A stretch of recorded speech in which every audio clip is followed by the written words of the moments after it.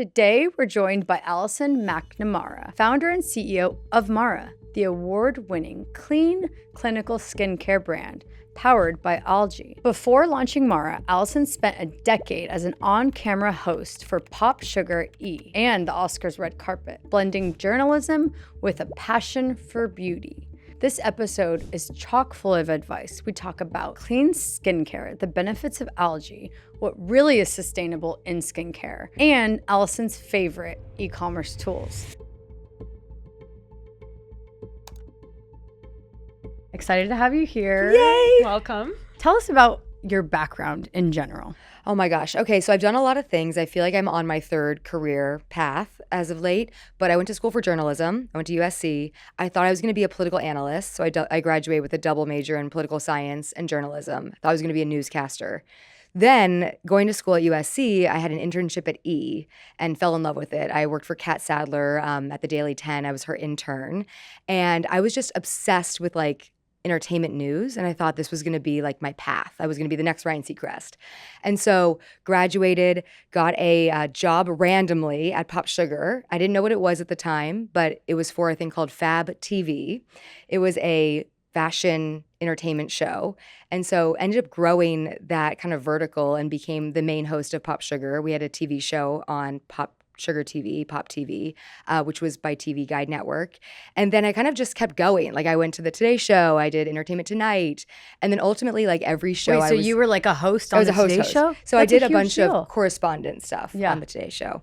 I wish. No, not an anchor. That's a huge deal still. Me and Matt Lauer, fighting for airtime. No, that was the goal though. But then I realized I don't want to be up at 3 a.m. in the morning when I did that. Course. So I kind of kept figuring out which part do I love to do, and I really love doing reality kind of competition shows. So I had one called Midnight Style on the FYI network, RIP. It was a network that they really tried to make happen. It was Cocktails with Khloe Kardashian. I had Midnight Style. Anyways, that show got canceled, and I finally was you were the main host. I was the main on that host. Show. Yeah. That's it. That's wow. I had another one called Stitch Masters too, which was a sewing show. Oh my god, it's desperate, y'all. Stitch Masters. Stitch Masters. I was welcome to Stitch Masters. I thought it had potential, the Great British Baking Show. Yeah.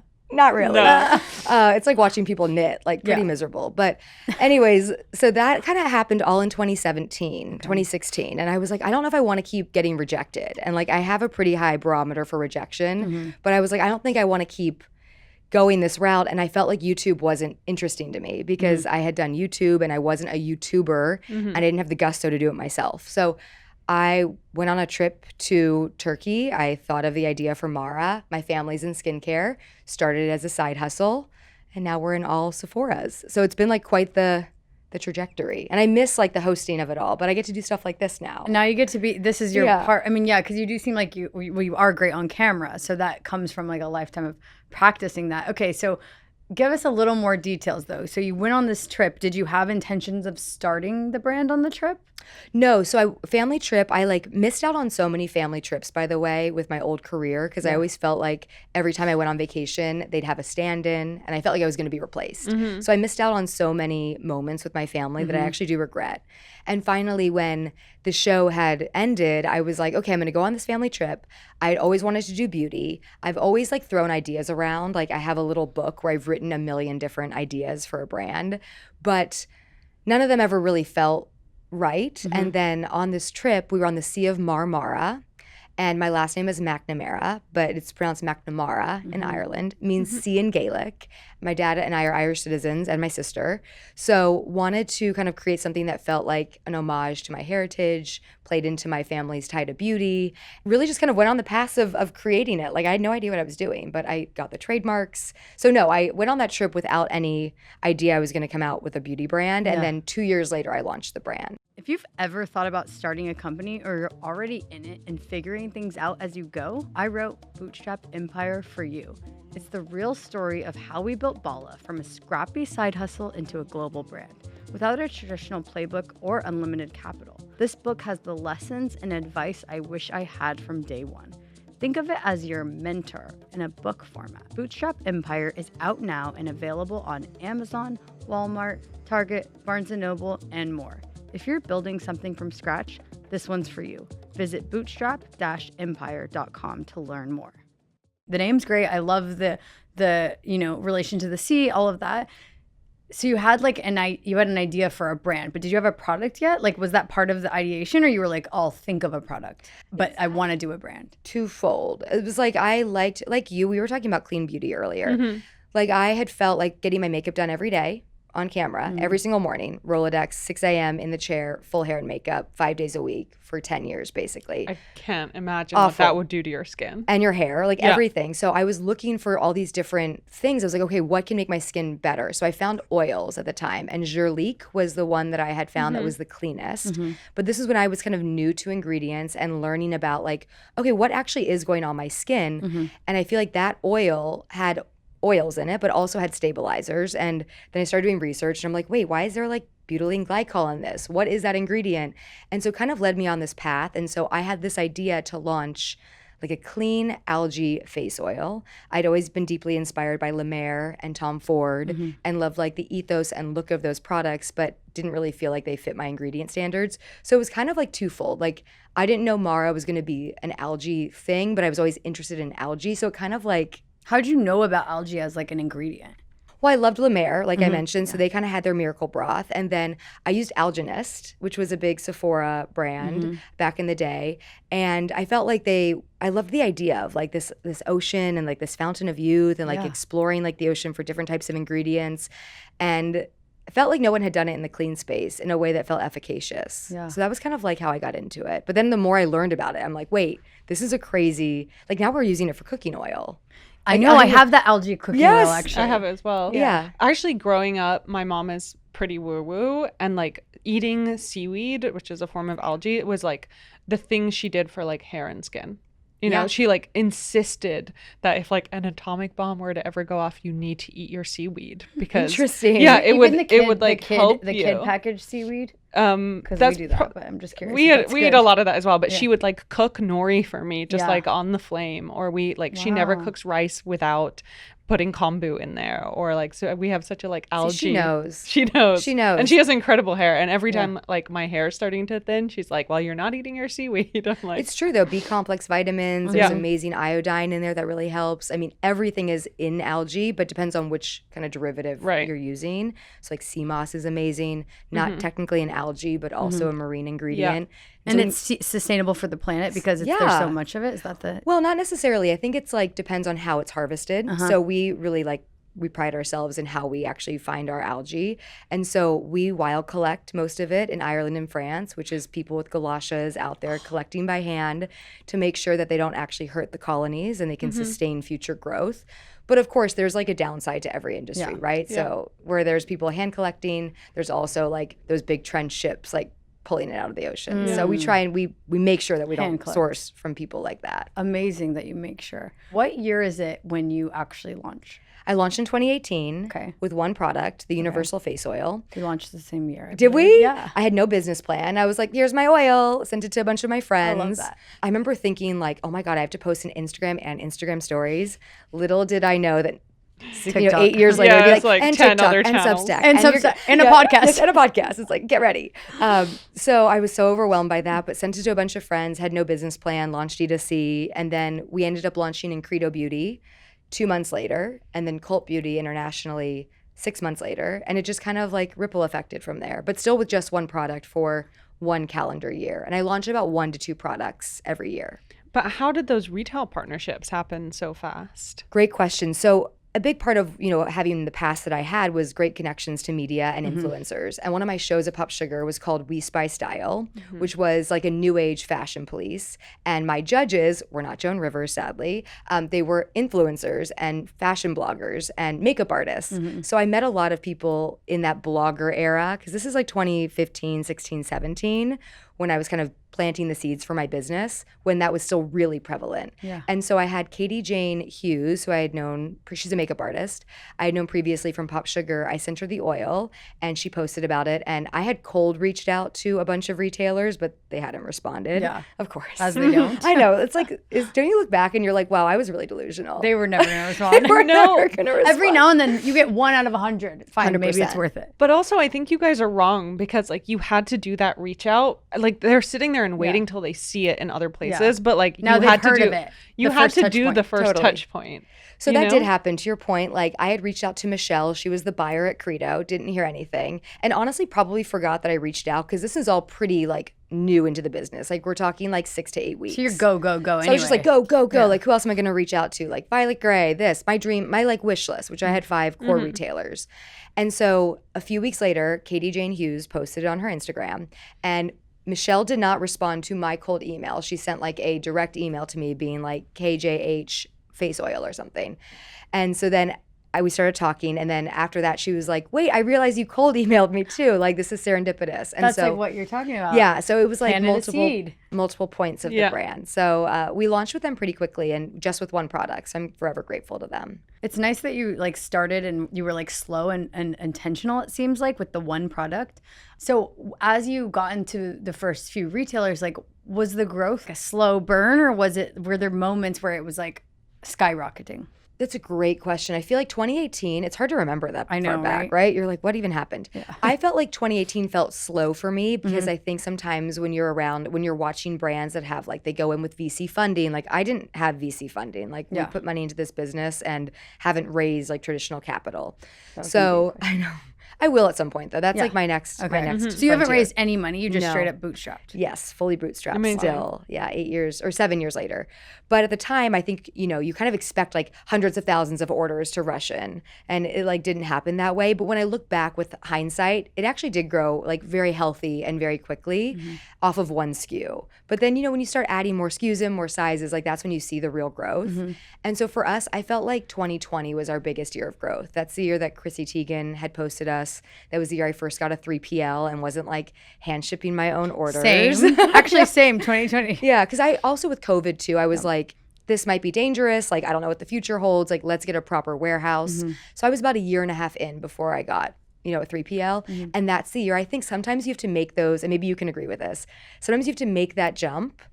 And then once you do it, then the good things happen. So like we made the jump to the 3PL, which was an added cost, but then Chrissy Teigen sold us out globally, which we would have never been able to, hand ship. So all those things happen. I totally agree with that. Like sometimes if you take that chance or that like leap, whether it's going into Sephora, whatever it is, and the growth comes. Totally. But sometimes you like don't know, right? So it's you like scary. Make that thing, okay, I'm going to do this like large investment operationally for the brand, but then you see it like pay itself like threefold down the line. But it's been like I feel like it's been like this, that we have like huge growth years and then you kind of have to figure out again, and then huge growth years, then you figure out again. But that's business. Yeah, I think that's also one of the most common misconceptions about business. It's that you just like get these moments that are constantly facilitating growth, and there's really, really flat periods, if not down periods. It's hard because people don't talk about that too. You kind of, it's not exciting. Like, we're growing 3 times or 10 times year over year, but it's like not usually the case in that way. You can always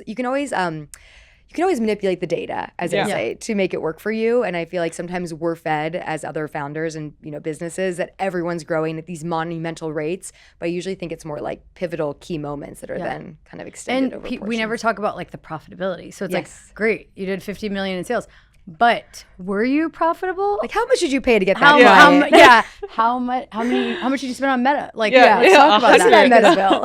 Let's see that Meta bill. Was it 50 million? Yeah, exactly. I know that's the hard thing. We pride ourselves, like, it has been a little bit more challenging year to date, in the past few years with Sephora to be as profitable as we were, but we've been profitable since 2019. Which is such an accomplishment and so rare. Totally. And now I'm realizing that. But then you kind of have to, and this is where I'm learning as a business person too. It's like, oh, is it great to be profitable? Yes. But then like, maybe it is worth it to spend a little bit more to like grow your sales at an exponentially faster rate. And these are things that like you're not always told or you don't even know. So it's been like a learning curve for me over the past 2 years, especially when you go to retail like Sephora. You and me need to talk, because I feel like that's the hardest dance, especially when you're bootstrapped, is like you're not growth at all costs, because you need to be profitable to sustain the business, to buy more inventory. And so you have to then be like, am I leaving money on the table? Should I be spending more? This is a dance that you have to dance. I think especially like post-COVID, when everyone's gone back into it, like real life kind of pop-ups and stuff. It costs so much money to put something like that together, and the ROI on it is pretty unknown. Like, what do you really get? It's not the same as putting money into advertising and seeing like, is this working or is it not? And it's such a competitive space. Like, how do you make the call on, am I going to do these like big influencer events, or am I going to do something physical, or like, am I going to take a bet on this versus am I going to protect my bottom line? I've had a lot of these like conversations recently because I've always been the person where I believe in like in-person touch points to the brand, out of home marketing. I love pop-ups. I love like engaging with the customer. But I feel like other brands in my space who are maybe at similar level and in beauty, they're focused solely on new customer acquisition in terms of meta or like, advertising. And I'm like, maybe I should just try that instead of trying so many of these like massive trucks and whatnot that we love to do, because you're right, there is no ROI. Like, yes, maybe like they're brand building. They're brand building, and maybe like 500,000 people saw it. Maybe those were the impressions if you're placed in Soho for a full week, but are they going to convert? That. Yeah. So it's tough. Yeah. That's a hard thing that we are always like, I always treat it as like, you test and then you invest. Like, let's say you don't spend a ton on influencer, but you want to like test one bigger influencer and see if that works. If it works, you can keep doing it, like that's how we always do it because we're bootstrapped, like test, then invest. But actually I did want to talk about your mailers and stuff because I feel like you get so creative with them. The pizza one, there was another hand delivery one that was so cute. Like, tell me the strategy behind those. Do you think they work? I personally think they work from a brand building perspective because then I see you guys everywhere and I'm like, oh, they did a really cute thing. But tell me about the strategy. Like, do you do it? Is there someone on your team? I think it's multi-hyphenate. Like, usually it does come from me. Like, a lot of the ideas as founders like naturally stem from the founder. And so I had this idea for that delivery because I feel like reaching people, like, Mara is such a beachy brand, right? We're algae, we're clean girl aesthetic, which I kind of even hate that terminology, but that's kind of what we're known for, like no makeup, glowy skin. But like, I wanted to meet people where they use the product for our cleansing oil. It's our best-selling product. There's pineapple in it. So I was kind of thinking like, when you're young and you go out for the evening and then you get back, you're maybe a little tipsy, you order pizza or you order food. So that's why we did the pineapple pizza collab. There's pineapple in the cleanser. We sent it out with paquettes for people who ordered the pizza. With a pizza girl outfit. Yeah, we had the deliveries with like a pizza girl outfit. What you didn't see was the car topper. I made my girls like put the car topper like with the Mara sign on top of their cars, like an old school pizza delivery. Cute. But I think to your point, like deliveries are impactful, but I think just sending the product, unless you're sending to an editor, is quite boring. Like, I'm sure we all get deliveries from our friends who have brands. And if it's not something that's perishable, then I don't open it right away.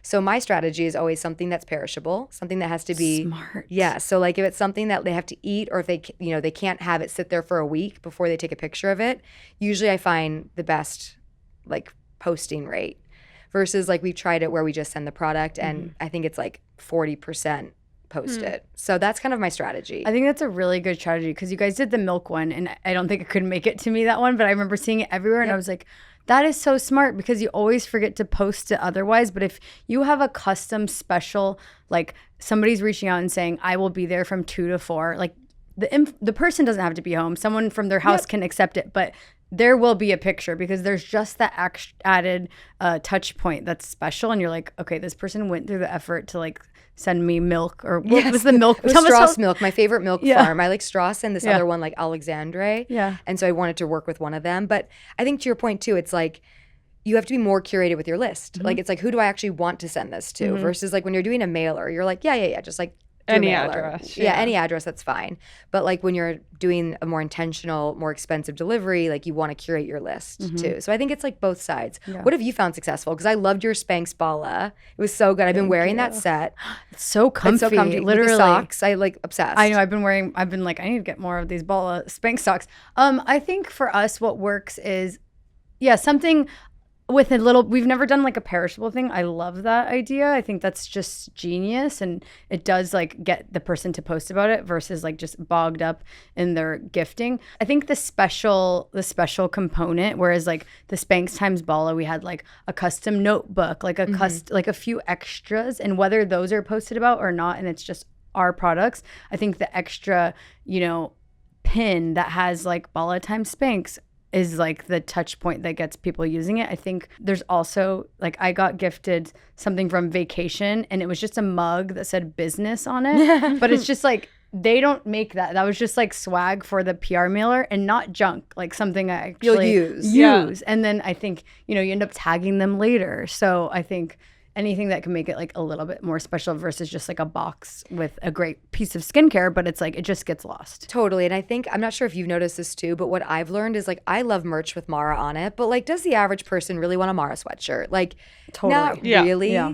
It's different because Bala is like an actual athletic brand and that makes sense when you put your name on it. But like when you're a skincare brand that has no adjacency to like that, do people really want a sweatshirt? Yeah. Sometimes yes, but most of the times no. So I try not to do like merch like a mug that just says Mara on it that we send to an influencer. Business is hilarious. Yeah, something that has to be special. Yeah. Like I agree. Not just merch. It has to be like, it's like the cutest pin you've seen that's like hot pink and says Bala. Like you're going to bring it with you in life. Totally. Like something like that.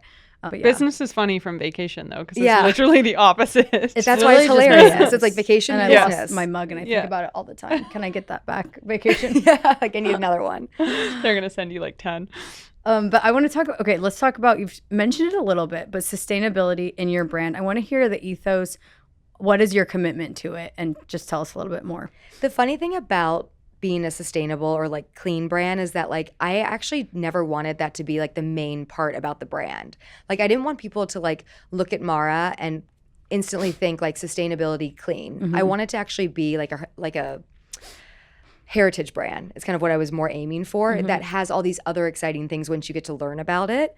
Because I feel like a brand that positions themselves solely as sustainable is kind of like an oxymoron, because creating anything new, like there's plenty of stuff in this world. So creating anything new is inherently not sustainable. But I think making smart choices along the way is like the only way to like make a brand. And it's really hard to retroactively make those decisions once you've made certain decisions in your line. So for us, like it's all about the glass. We use recycled glass that we dye. That's why it's a blue color. And we obviously like have these bespoke bottles. Oh, you use recycled glass? We use recycled glass. How do you also like recyclable. Get that? That's amazing. It's from Korea, so it is hard to kind of, you can't get it here in the United States, of course. But that's why it's a blue tinge. So like for stuff that is clear, you can't get recycled glass from a clear bottle. Like it's very tough. You have to only clear stuff. So recycled glass. The other thing is like making sure we use as little plastic as possible. The only plastic that we really use in the line is our lip balms. That is PET plastic. And that's why it's also not white. It's kind of like well, they're all different shades now, but like our main one is kind of like a sand color because it's easier to get a brown than it is to get a white. And it's PET and it's PBA free, so all the good things. But our customers did not like the aluminum, which was the original lip balm. Interesting. I know, and I see why they didn't like it. Like it would leak a little bit. Oh, yeah, sometimes it cracks. It cracks. Some caps would explode. It's like, pray for your bag. So we did make those changes. But of course, then you hear like the clients that like love the aluminum. But anyways, back to the sustainability. It's like the glass is really big. How we source our ingredients is really big. Also, learning about carbon emissions is super interesting. Like, it's not always best to use organic if the organic ingredient is like 10 times farther than it. Yeah. So I feel like it's that kind of power play of like, where are we sourcing from? Like, if we're going to get moringa, do we want to get it from Nicaragua or do we want to get it from Africa? And so you kind of make these choices along the way. Obviously, Nicaragua is a lot closer. We manufacture here in Los Angeles. Oh, wow. So we kind of like look in proximity of that. So you have to get all of your ingredients and bring them here? Yes. Sounds like a planning nightmare. And we own our formula, so not everyone does that. You could go to a contract manufacturer or a white label distributor and be like, I'd love a hyaluronic acid serum. And they kind of figure it out. You probably have no touch points to the raw materials. But then, you don't really know anything about your product. And so for me, it was really important to own the formulas, to vet each raw material supplier. Some of these products, we have 30 plus ingredients, so we're kind of vetting every single one of them in the R&D process. So it is a lot, but I don't physically call them in. We obviously have someone that does that. That would be a nightmare for me. But we keep like on, we keep on retainer like everything about the ingredient though, like the cruelty free, the no animal testing, making sure there's a COA for everything. So there is a lot of logistics that go into making a beauty product, but I'm trying to think what else makes it really sustainable. Packaging, where carbon emissions come from, your 360 manufacturing. Those are the big things. Yeah.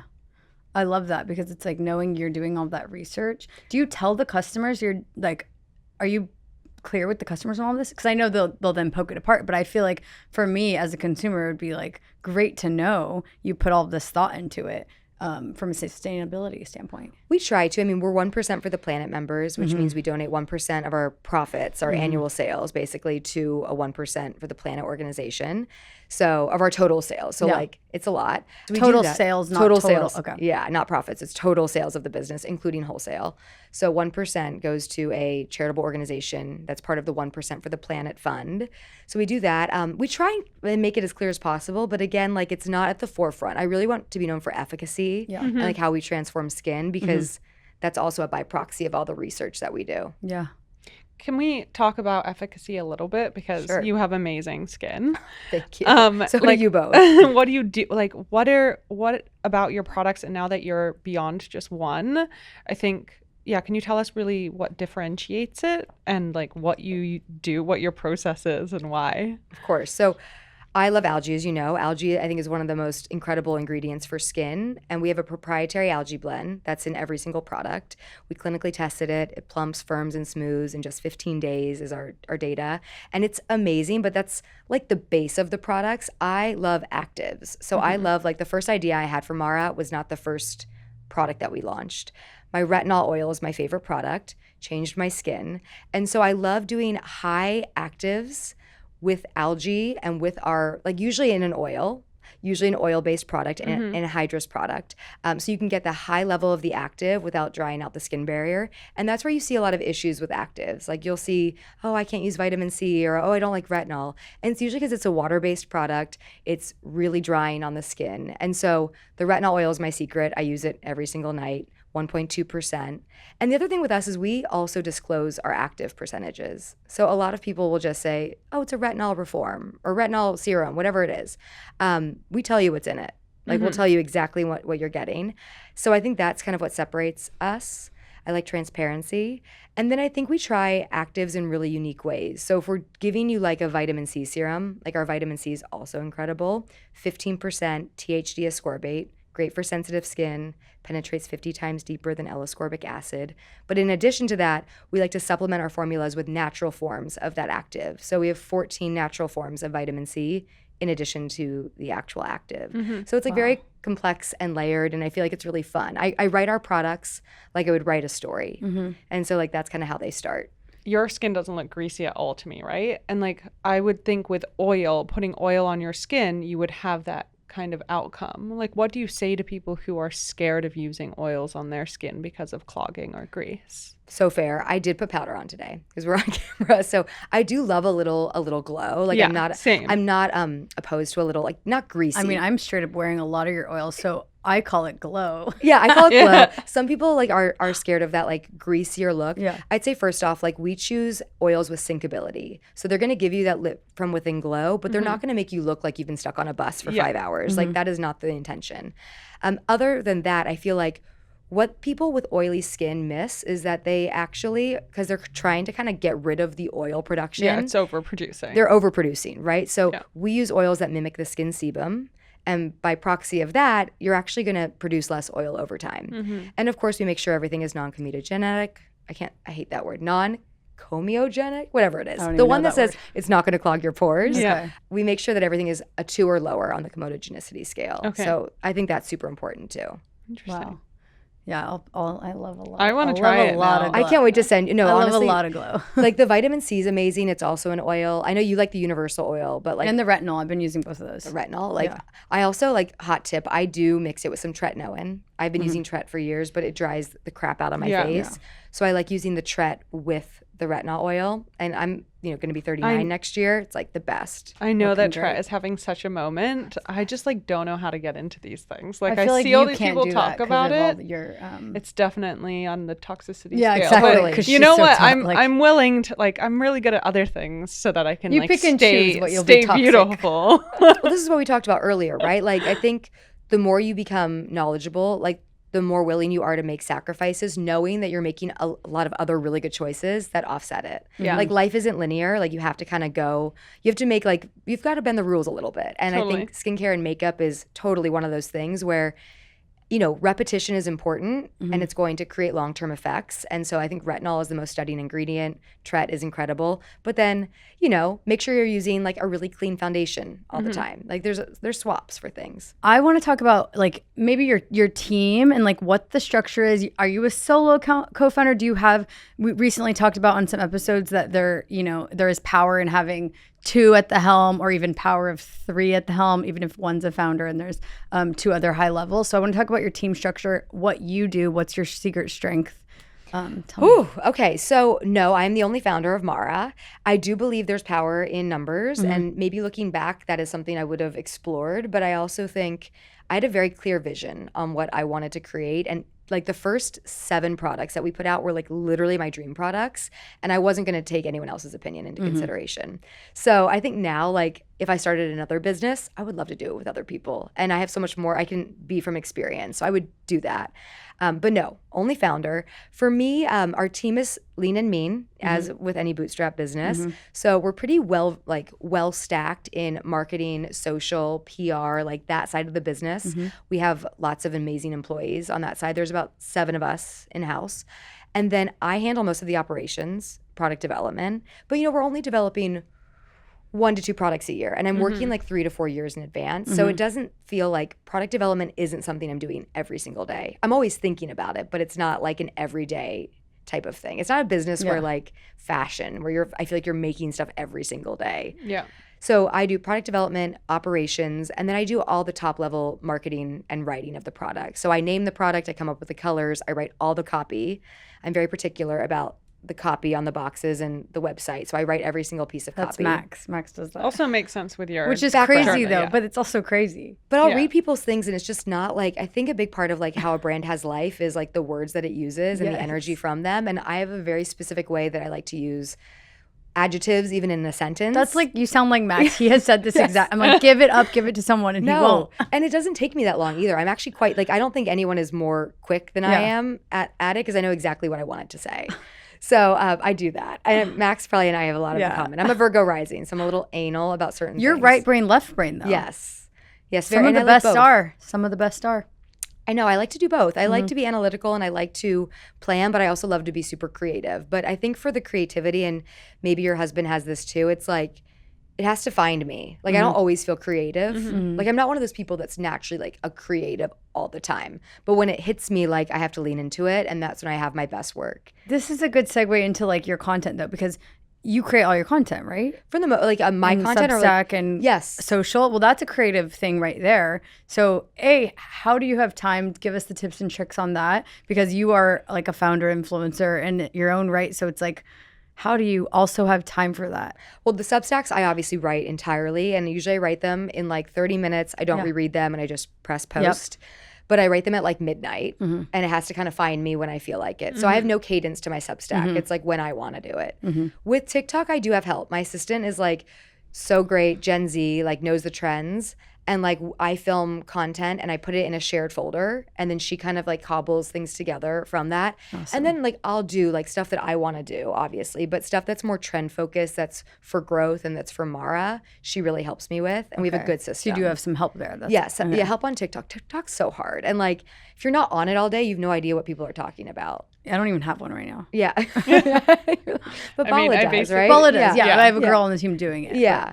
TikTok's hard though. I mean, like, it's a different ballgame. It's a different ballgame, and like sometimes I think things are funny, and then my team's like, "That's like not funny," and we're like, "Okay." But I saw recently you posted something that's like, haters come at me, or something about that. Like, do you ever have the fear of posting online, and how do you handle like rejection in general? No, I think like growing up, like, with Pop Sugar as my first job, really, like people would be like, Allison looks pregnant today. I was like 21. I mean, not that you can't get pregnant at 21, but like I was not in a relationship. Like whatever. I was not pregnant. I just had a burrito or something. So I like was used to like scrutiny from a pretty young age. And so like you kind of learn to not care. So I actually don't care. And like I think the internet's really funny. Like I think it's funny to watch what people post. And I think the fact that people get so upset by it and so triggered by it is just like shows that they haven't been on the platform for that long. Yeah. Or put themselves out there. Because anytime you put yourself out there, you're going to like open yourself up to critiques. Also, if you're not cringing when you watch your own content, even from like a month ago or a year ago, then you're not doing it right, because you should be. You should be growing and learning and evolving. So no, I actually don't care. I'm like trigger finger, just post it, and like literally don't care. and then I don't look at it again. I think it's also like an age thing. Like if I was doing this 20 years ago, like I would care about what I looked like or what I said or anything. And now you're just like, it's fine. Like you've evolved with the internet, so you know what it's like. And two, you're just like, I don't have time to care. Yeah, and I think having a daily show, because we would shoot live to tape and then they would clip out those segments. You know, the live to tape would go on television and they clip out the segments to go on YouTube. And some days are better than others. You'd be like, oh, that was a rough day. Like, I look real bad. Or like we would try like yellow eyeshadow, I remember was trending. And I wore yellow eyeshadow. I have red hair. I looked like ketchup and mustard. And I was just like, told my makeup artist, Kasha, I was like, we're not doing that again. It looks really bad. But like, there's always a new day. And I think when you have that opportunity to do that, you care a little bit less. And I think it's age too. Like when you're older, you're more confident. Like, you're like, I am who I am. I don't care. Like my girlfriend sometimes will be like, oh my God, you see that like TikTok you posted got like 12,000 views or something. It doesn't sound like a lot, but like I don't have a huge TikTok following. I'm like, no, I haven't even been on TikTok since we posted it like yesterday. Yeah. So that's good though. Yeah. Like it's sucking your soul out. Yeah. I don't feel like a slave to the system anymore. Yeah. I miss the TikTok, age-wise, I miss the TikTok trend.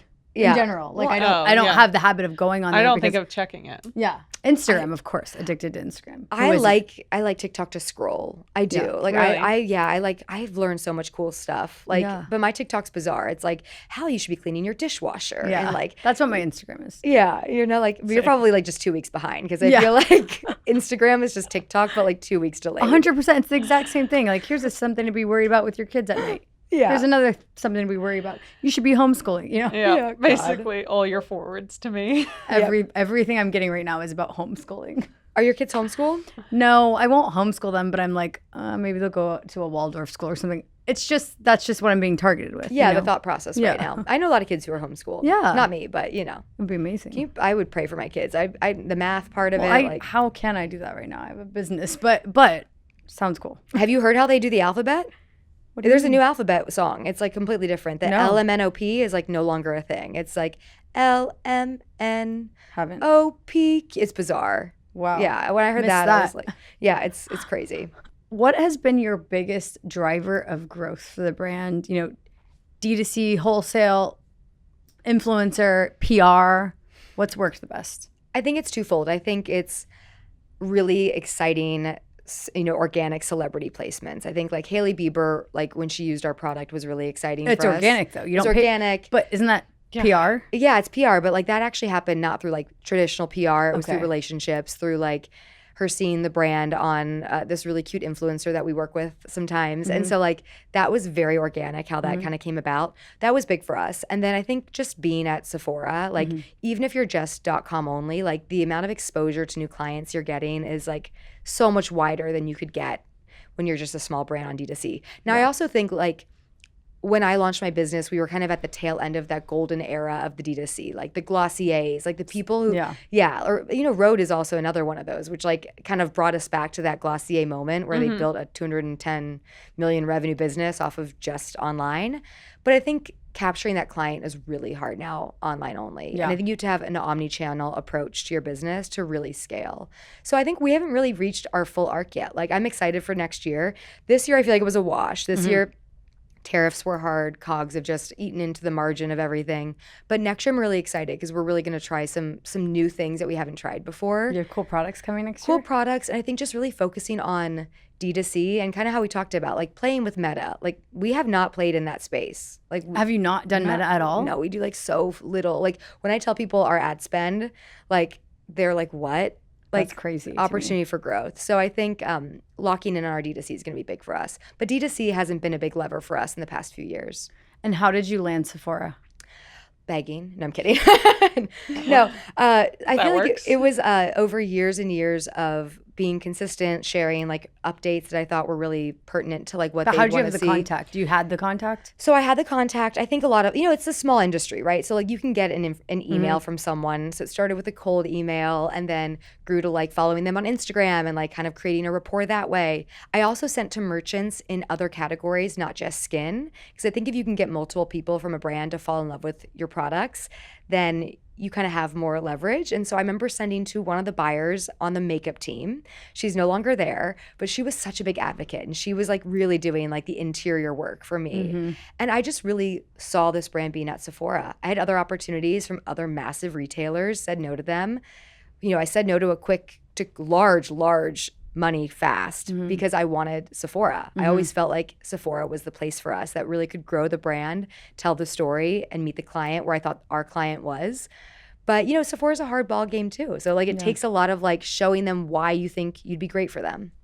And why did you think that you had to say no to other big retailers to get Sephora?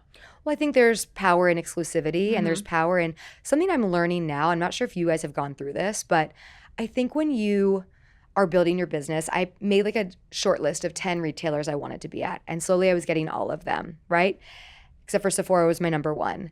But now I feel like I said yes to too many places, actually. I'm like, I kind of wish I would have waited even more just for Sephora. There's other places where we've slowly been trimming down where it's like, okay, maybe we don't need to be at this retailer anymore. Maybe our strategy is best by putting our eggs in these baskets. And did you ever go through that? Like putting Bala in places maybe that you now we're like but I think our strategies just be everywhere because otherwise like a counterfeit or like a copycat brand will. And I always feel like getting more eyeballs on the brand in general is like worth it. And so our strategy is like go big, go crazy because we were pretty much like scared if we didn't, somebody else would. Yeah. Okay. And maybe it's different. I think it's different in skincare. Exclusivity matters in a different way. I think it matters in a different way. And also like some retailers don't allow you to go into other retailers, right? Yeah. Or like, we are on Amazon and it's not something that we like really promote, but it's a big lever for us. And sometimes like Amazon, if you're not on Amazon before you go into a big retail partner, they'll try and write that out of your contract. Like you can't go onto that platform. So I think securing the right partnerships before you go big is important, but then figuring out which big one do you want? Or do you want Target? Do you want Ulta? Do you want Sephora? Do you want to be in a Nordstrom, Saks Fifth Avenue type of vibe? But I think you really need to pick your lane. And then when you're massive, like a drunk elephant, for example, maybe you can go wherever you want after that. You have more control. Yeah. Was there anything that ever happened on the business, like a down year, like something dramatic where you were like, I'm going to go out of business? Never had a down year. Knock on wood. That's insane. I know, never had a down year, but no, not like where I ever thought I was going to go out of business because I structured the business in a way where I always have like a very healthy cash reserve. I pretend like it's not there. I add to it like you would add to like your own 401k. And so that's kind of built up over years. So I always feel like in a position of power from that angle. But I pretend like it's not there and I don't want to ever use it. So that's so interesting because I feel like that's opposite to the VC world. Like they would be like, spend that money to acquire a customer. Like you shouldn't have cash. Yeah, that's a really unique strategy actually. It's probably the wrong strategy. Who knows? But it's my strategy. And it's kept that peace of mind where I don't feel like I'm going to ever like go out of business. So you're in it for a long, sustainable business. Yes, I'm in it for the long haul, not for the short term. I also think in the world that we live in, where like we've learned a lot, there's a lot of things out of our control. It's really important to actually have that reserve like you would for yourself. Totally. Like just how you would kind of build a runway for your own personal, like when you're starting out in business or in your career, you want to have that 3-month reserve, then you make it a 6 or 9-month reserve. I did that with Mara. And I think like this year's a great example. Like the tariffs, like my components came in for this kit that we created. And the kit, these were the first items we made in China because it was the most cost-effective way to make mini sizes that we had to sell at a value set for Sephora. We still made sure we worked with a very sustainable manufacturer, but they came from China. And they arrived April 15th. Do you remember what was in April? 150% tariffs. So I had to pay like $100,000 in tariffs unexpectedly from that. And guess what? I had the reserve to do that because I put myself in a position of power to not go into debt for that PO. Did I like kick and scream having to use the reserve for it? Yes, but then just gives me more ammo to build it back. And that's why I feel like it's really important if you don't take on VC money to have that because I mean, money gives you anxiety. Yeah. And like, I don't want to like operate from a place of okay, can I pay my employees? Can I pay all my agencies that I work with this? I don't want to feel like that. So it's such an interesting POV because you never hear that. I like it though. More money gives you anxiety. I mean, she thinks the opposite, but I think it's we also are built in bootstrapping in it for the long run. So I see the value in that. I don't necessarily think the opposite. Like I didn't raise much. I raised $10 million, and I'm much. That's a lot. That's a lot. Yeah, but I'm the most anxious person I know. So maybe you're right. You found hit the nail on the head. And my anxiety started when I raised money. So I haven't raised yet, so I'm going to have questions for you. But I think that's, I'm in this big kind of cycle of just trying things that have scared me. And I feel like a lot of things, like people think I'm pretty fearless, but I think with raising capital has been a trigger point for me because the idea of owing someone else is like not something that sits well with me. I'm very like autonomous and I like to be self-sufficient. And this is like in every relationship. Like I don't like to burden people with my like thoughts or my feelings. And I also think that extends into the business, right? Yeah. So next year, that's why I really am saying it out loud. Like I'm going to do a raise because I think it's important for scale. And I want to go to that next level, but it's been something that I feel like I've been scared to do because for all the things you just mentioned, like you've got anxiety now and you feel like, you've got all you have this. a boss now. I You mean, have a boss. I've never, no offense, but I haven't met a founder who is thrilled with their investors because they end up being a little bit of a boss when you're used to operating autonomously. Totally. It's tough. And you said fear. So are you doing that? Are you doing that in your personal life? Trying to do things that scare you? Like what? I feel like I'm just trying all new things. Like, I got divorced recently. So I feel like that was also something I'd wanted to do for a minute and then finally did. Yeah. And like those are things that are like challenging that like you kind of hold back on. But then I think you reach a point where you're like, if this isn't working, let's just try something totally new. And not that what we're doing at Mara isn't totally working, but like sometimes I feel along the way you get influenced by other people's opinions of what your business should be. So we're even doing like not a rebrand, but like going back to the basics, like how I originally shot the brand, the original colors I used for the brand. We're redoing our website, just like a lot of newness to refresh the brand, but also bring it back to where I feel like it kind of maybe got off track. A lot of rebirths, it sounds like, personally and professionally. And I feel like it's nice to kind of time them together. Yeah. So I feel like those things inevitably happen together. Back to the business, if you were like starting today, is there anything that you would do differently? Probably everything. Right, But, okay. but I don't regret any of the decisions I've made either. Like we all now come from a place of experience, right? Like you've raised money before, you've launched a business bootstrapped, I've done it bootstrapped. Like I probably wouldn't do it bootstrapped again, but also like it'd be a lot easier for me to get money now because I have proof of concept, right? So I would probably raise before launching. I would definitely hire more people, I think, right off the rip. I think an issue I've gotten into is being like so fatigued and like burnt out then I get that person versus being on top of the hire and being like, let me get this person so I don't go into a panic attack spiral versus like where I think it's been opposite with Mara. And then I'm trying to think what else I would do differently. I would definitely raise, I would definitely hire faster. And I think I would go into agencies for like digital marketing like a little bit sooner. Because at first I was like trying to figure it out myself and then like used a guy, like got a guy. Yeah. Everyone has like, a guy. Everyone has a guy. I would probably go into that faster because I think that kind of like thwarted some of the earlier growth or like it didn't catapult what could have been big growth at some inflection points because I didn't have like that in place. Yeah, I firmly believe in the agency model in general. Like, trust the experts, especially if you are bootstrapping or you raised a little bit of money and you can't do like a team of 30 out the gate. It's like, trust the experts. Go to the agencies. But how do you know it's a good agency too? Because that's the hard thing. We are connected enough to ask for referrals, and I'll like have an agency interview. I counted the agencies the other day. I have 8. There's 8 different agencies that do things on Bala, and basically I get recommended or they introduce themselves and then I ask for referrals. And it's like talk to 2 or 3 brands on that work with those agencies, get the real deal. And that's usually enough. And if it doesn't work out, it doesn't work out. And you can move on to another agency. You don't have to, firing an agency is different than firing an in-house employee. Totally. Yeah, way more challenging for sure. Do you have any tools like it could be an e-com tool, it could be an influencer tool, like any tool that you like love and swear by? for the audience. Yes. Okay. So there's two. So I'm really into Shop My, and I know Love this might not sound like revolutionary, but the person who oversaw this actually recently left my company, and it was the first time where I've actually gone into the platform and discovered this, and like actually played with it, and it like made me appreciate influencer gifting so much more, and like just making the codes and all of that. So I'm always telling brands, if they are not on Shop My, like absolutely pay it. It's gonna pay itself back so quickly. The opportunities tab is so fun too. Have you done? I haven't gone in. I should go in. Okay, the opportunities tab is like screenshots. you can pay people to talk about your brand like around like a sale. So we did it around the Sephora sale where we put a budget behind the Sephora campaign, and influencers, we pay them to do links to Sephora.com for Mara. And what's interesting is because you're driving the traffic to Sephora pays out the commission.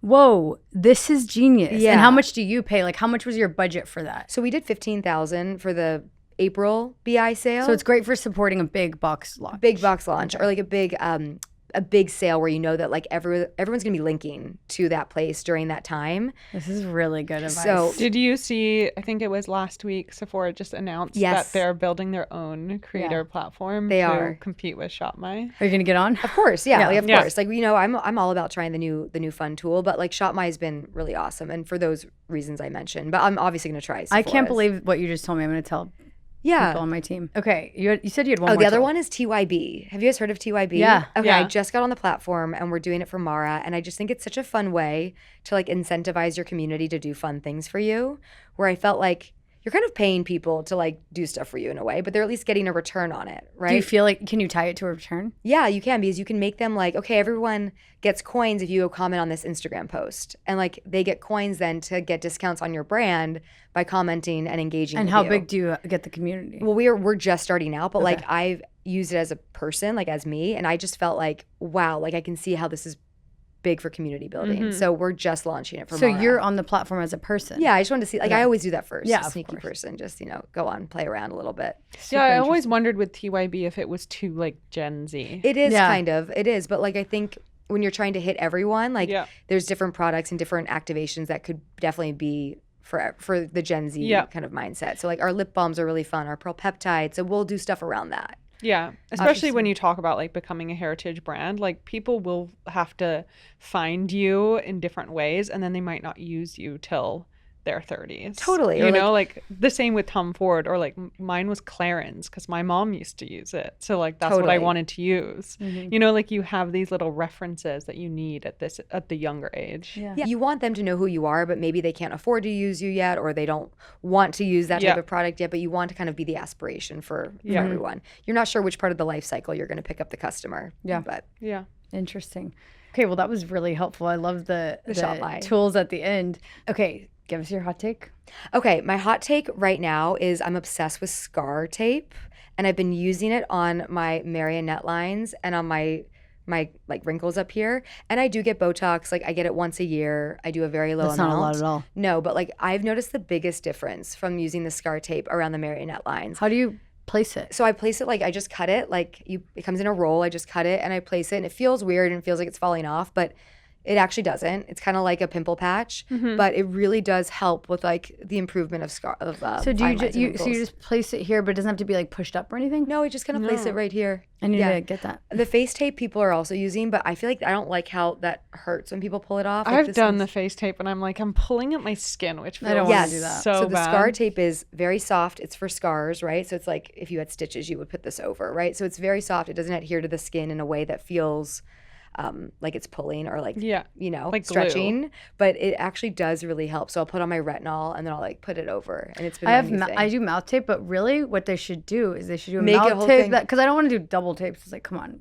Did we just come up with a new idea? I think you need to make a mouth tape that the mouth tape is that crazy. helps with But the lines. Does scar tape have an active or something in it? You can buy ones with actives in Okay. it, but the one I've just been using is like from Amazon. It's like the one that the doctors recommend, and it's clean. Can you make us a clean one like in 5 years? Yeah, that just like helps. Put it with on your this. roadmap.